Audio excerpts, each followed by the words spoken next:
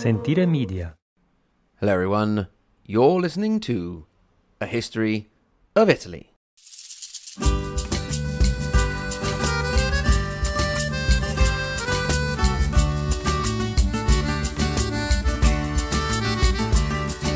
Episode 105, The Battle of the Bucket.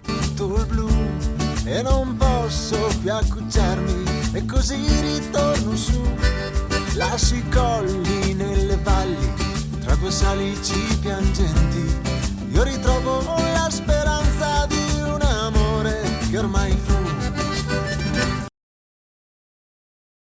There is a legend in the area of the Apennines south of the town of Modena. According to this legend, it is bad luck to look into a well by the moonlight and see the reflection of the moon in the water. One possible explanation for this comes from a battle, that of Zappolino in 1325. The defeated soldiers were trying to escape during the night, following a clash that had come about in the late afternoon, and some of them hid in wells. The victorious enemy giving chase thanks to the moonlight were able to look into the wells and see their enemy, and, well, their luck was up. All this talk of wells leads me to a consideration. We all, hopefully, have something we can be proud of. Some of us are good at sports, for example, not me, or wood carving, or painting, perhaps a subject at school, and so on. If there was one thing the Modenese were proud of in the early 14th century, it was their ability at making wells. The kind of wells they were good at making were called artesian aquifers. The term artesian comes from the current-day French area of Artois, and apparently the Modenese were so good at making these wells that in said area in France they are known as Modenese. I haven't been able to double-check this information, mostly because I wasn't really bothered about it. So, if you are listening from the area of Artois, or if you are an expert on wells, please let me know if this is true. For the moment, let's take that information and put a pin in it. Let me tell you a little bit about Modena. It's a relatively small city in the northern Italian region of Emilia-Romagna. Its northern part sticks out into the Po Valley and reaches up to the great Po River itself, and its southern part stretches into the Apennines and borders with Tuscany. It is well known for being the hometown of Luciano Pavarotti, and also the place where Ferraris are made. On a culinary level, Modena is well known for its balsamic vinegar, with the good stuff taking more than 20 years to mature in a very complicated process. The historical centre, like many in Italy, is similar to other cities in the area, but is not without its own beautiful particularities. The Ghirlandina Cathedral, for example, is quite an impressive building, and I have quite fond memories of a Bob Dylan concert I attended under its shadow. For many years, centuries actually, inside this cathedral, you could find an unusual historical object: a bucket. By now, many of my faithful listeners probably know exactly what I'm talking about. In case you don't, we'll get there in just a bit. The other protagonist of our story is the city of Bologna. It's perhaps better known than that of Modena and has had its own episodes in this podcast, so she'll have to be content with that. I'll be linking the episodes in the show notes. One last thing before we do start. I just want to quickly go through the reasons why I have decided to cover this topic, among the many I could have done in this period. First of all, I was inspired by an awesome YouTube channel, which you probably already know about since it has thousands of subscribers and hundreds of thousands of views, called Oversimplified. They do cartoon versions of events in history, and they are just the best. Funny, well-researched, informed, just generally great. They, of course, have done an episode called The War of the Bucket, which I highly recommend you go and check out. It also gives some background on the whole Guelph and Ghibelline business. Then, the battle is a good example of how politics worked at the time and some of the players involved. Indeed, the battle we are about to talk about is not just Modena versus Bologna, but it also involved Florentines, the Este of Ferrara, Azzone Visconti of Milan, and so on. The labels given to the two sides are those of Guelphs and Ghibellines, although they had departed quite a bit from their original meaning. In short, the battle is a good example of the wheelings and dealings and struggles that were going on in 14th century Italy. It was also one of the biggest and bloodiest battles in the Italian Middle Ages. Yet another reason to cover the battle is that it crosses over into Italian literature. Indeed, the late 16th century Italian writer Torquato Tasso wrote a humorous epic poem about it called the Secchia Rapita, the Stolen Bucket. The only problem is that he places the battle at the time of Frederick II, who had actually been dead for 75 years by the time this battle occurred. He confuses it with another battle, that of Fossalta, in which the son of Frederick II, Enzo, was captured by the Bolognese. The battle we're going to talk about, as we said, is the Battle of Zappolino. Lastly, this for me is a local affair. I could hop into the car right now and be in Modena in about a quarter of an hour.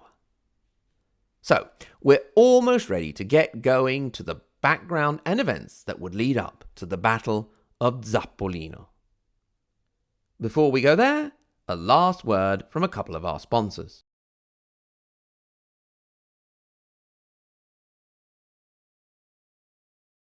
So, are we finally ready to go to battle? Let's go. The provinces of Bologna and Modena share a border, and in the Middle Ages that usually meant that you either fell under the influence of your neighbour or were in a constant state of conflict with them. Bologna had an impressive line of fortifications along the river Panaro, which marked that border. Part of this line of fortification in the Apennine section were the fortresses of Zappolino and Monteveglio. Those of you who are particularly attentive will remember that the latter, Monteveglio, had belonged to the Countess Matilda of Tuscany in the late 11th century and had been under siege by Holy Roman Emperor Henry IV in Matilda's darkest hour, when she had decided to continue with the fight and then defeated the emperor at the Battle of the Fog. Things had never been peaceful between Bologna and Modena, but in the year 1325 they hadn't actually had an open conflict for over 30 years. The last time had been in 1296, in which Bologna had taken lands from Modena with the blessing of the then Pope Boniface VIII. You see, in the whole Guelphs versus Ghibellines business, Bologna was Guelph and Modena Ghibelline. This also brought into play a series of alliances. Indeed, on the Modenese side, we find Milan with Azzone Visconti, Ferrara with Obizzo d'Este, Verona with Can Grande della Scala, and Lucca with Castruccio Castracani. Now, you know by now how I enjoy stopping to point out unusual names. The nobleman from Verona, Can Grande della Scala, would translate into Big Dog of the Stairs. If that isn't enough for you, Castruccio's surname, Castracani, means dog castrator. So Big Dog and Dog Castrator, would you believe it, were actually allies. The actual leader of Modena at the time was a man by the name of Passerino Monaccolsi.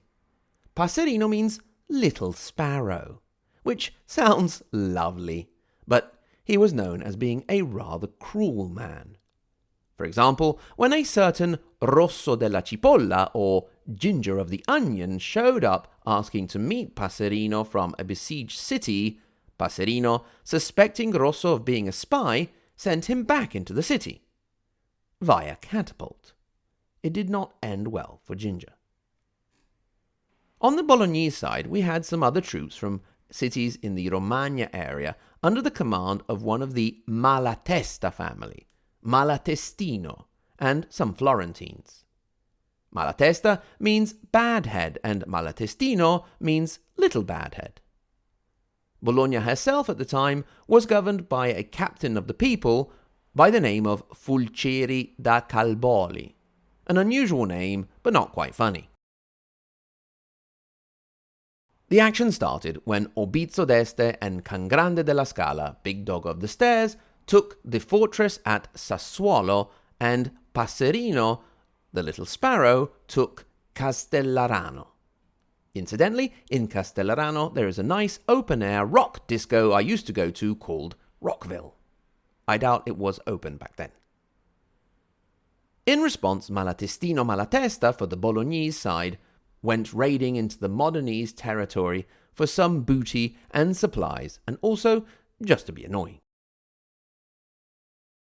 Things got really serious when on the 29th of September 1325 the Ghibellines managed to take the key fortress of Monteveglio thanks to a defection to their side by the garrison there.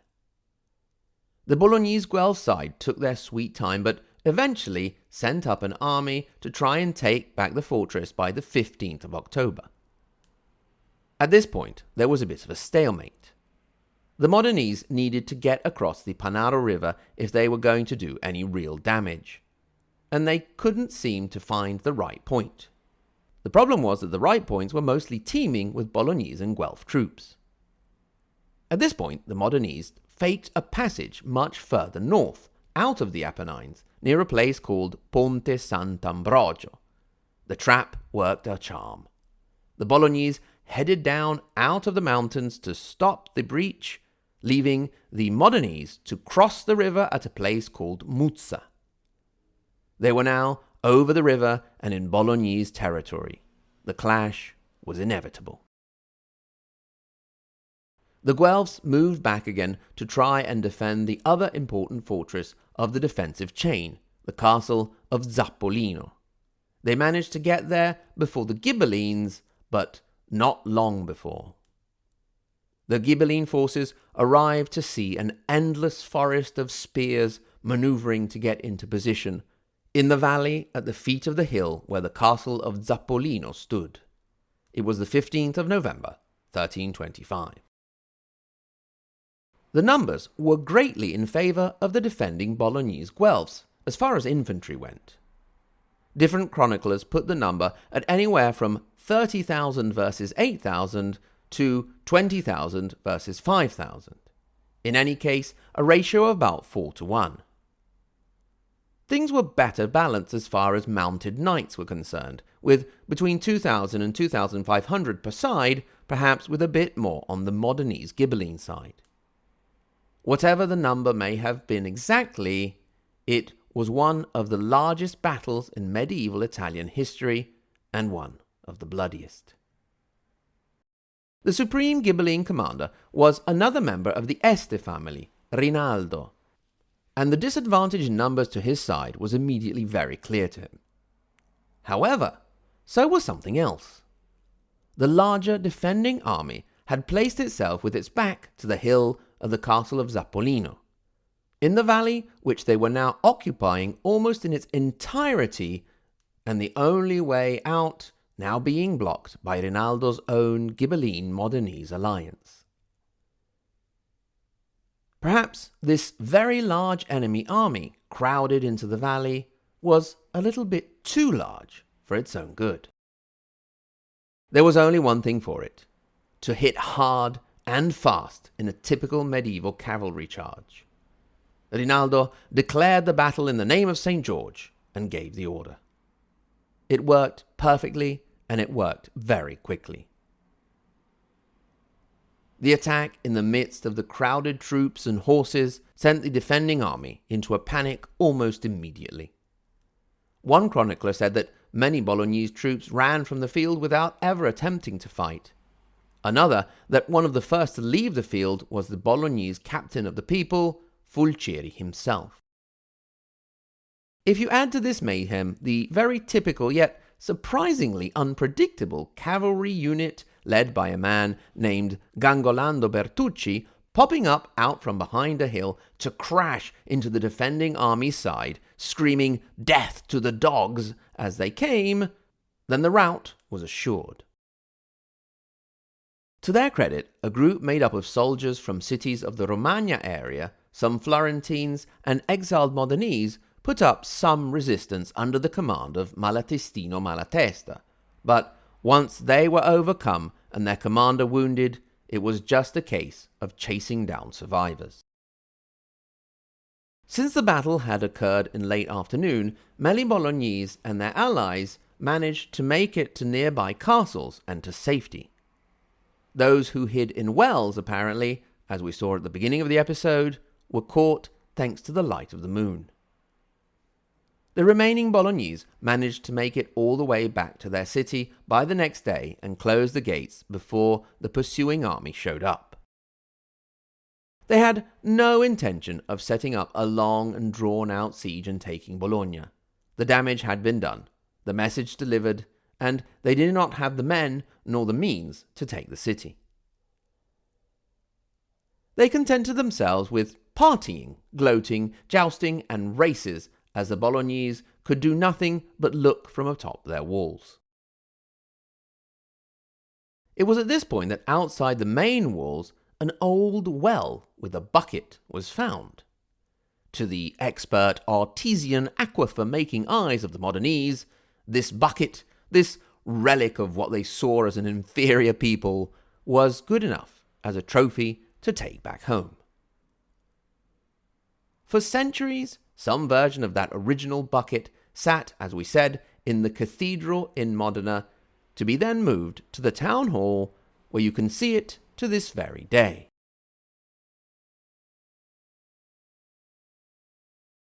So, that was that. The Battle of the Bucket was over in a few hours. The peace treaty was signed on the 26th of January 1326, and the Modenese were rather lenient towards Bologna, who basically got back all of their lands. The fact that Passerino Bonaccorsi, the ruler of Modena, came away loaded down with cash may have had quite a lot to do with this. In any case, it was enough for the head general of the army, Rinaldo d'Este, and Azzo Visconti to leave the negotiation table in disgust.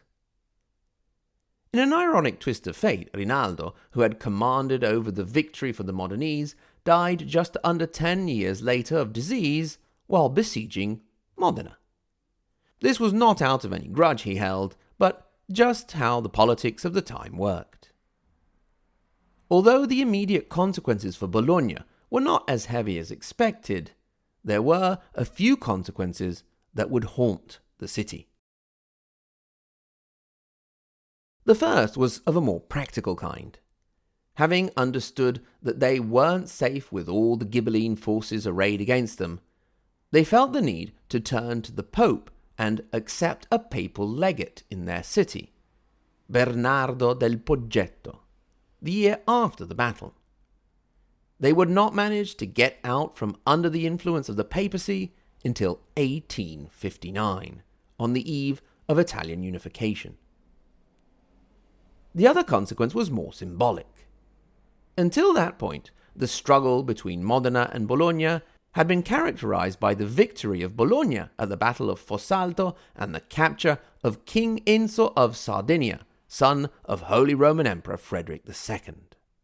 Now the glory of that victory and of their prisoner king had been substituted by the infamy of defeat and a bucket.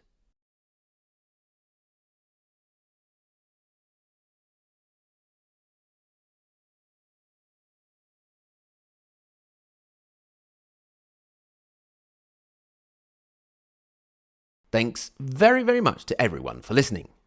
Thanks in particular to my lovely Patreon supporters, and as the year closes off, I really want to thank you from the bottom of my heart. You've really helped out this year.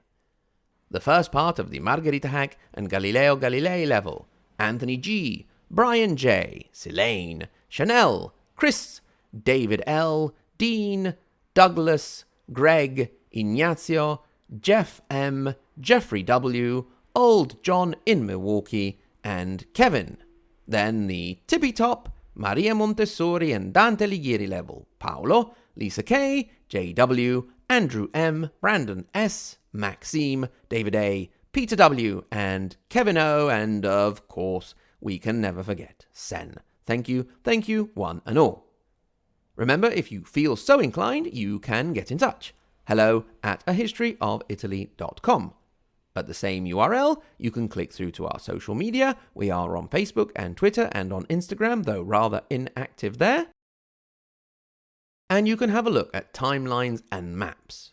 You can also go to our support page, where you can become a Patreon supporter and have access to extra content, or just donate via good old PayPal.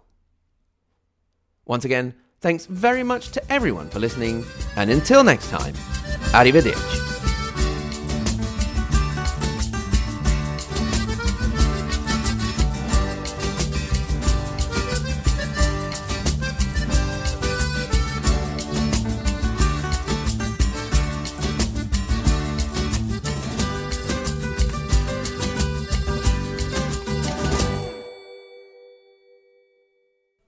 Before listening to the upcoming sketch, I just wanted to tell you that some of the names in the sketch are totally made up. Others, a surprising number, are real existing Italian surnames. Also, I wanted to make it clear that my daughter has no idea what the last name means, and hopefully will not for several years to come. Ah, dog castrator. Good to see you. What are you up to? Well, hello there, dog wetter. Good to see you too. I'm just going for an inspection of the enemy walls. Care to join me? With pleasure. I was just waiting for my good friend from Modena, Pigeon Tickler, but he appears to be a bit late. I think I saw him talking to big hairy ones. Never mind, I'll catch up with him later. I hear you did well in the battle. Was it you who captured the enemy commander? You mean naughty-faced silly teeth? Yes, but he was already wounded. Very brave fellow. Indeed. Better than that other fellow, the one who ran off. You mean Scaredy Cat Stinky Pants? Yes, that's the chap. Ran like a rabbit. Yes. I say, you'll be looking forward to getting home to that new wife of yours. What family was she from again? Oh, yeah. She's a slut. Is she now? Well, you did well for yourself there. Good normal family, those sluts. Good job. What about you, old man? Didn't you marry... who was it? A bum cheek? Oh, no. That was my brother. I have my eye on a tree hugger. Oh, do you mean the family, or is she just environmentally active? The family. Ah, good show.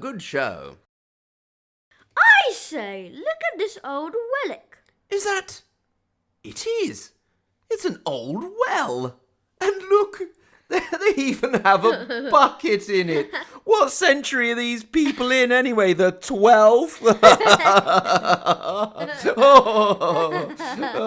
Hey you, Bolognese person up there. What is this old pile of rubbish? It's a well, dude. I'll bet you haven't even heard of an artesian well. Oh, burn! Whatever, dude. We'll hold on to this. Don't die of thirst. Oh, dear. Did you recognize that guy from the battle? That guy? Yes, he was always off on his own, doing his own thing. What was his name? I believe it was, Monkey Spanker.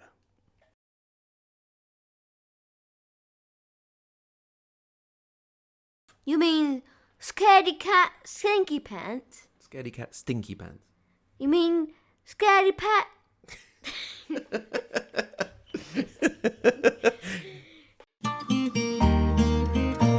Sentire Media. Hey, podcast producers and show hosts. Do you want to join a podcast network that celebrates all things Italian? At Sentire Media, we understand the allure of Italy and its unique culture. Our devoted team of hosts and producers are all driven by their shared passion for Italy.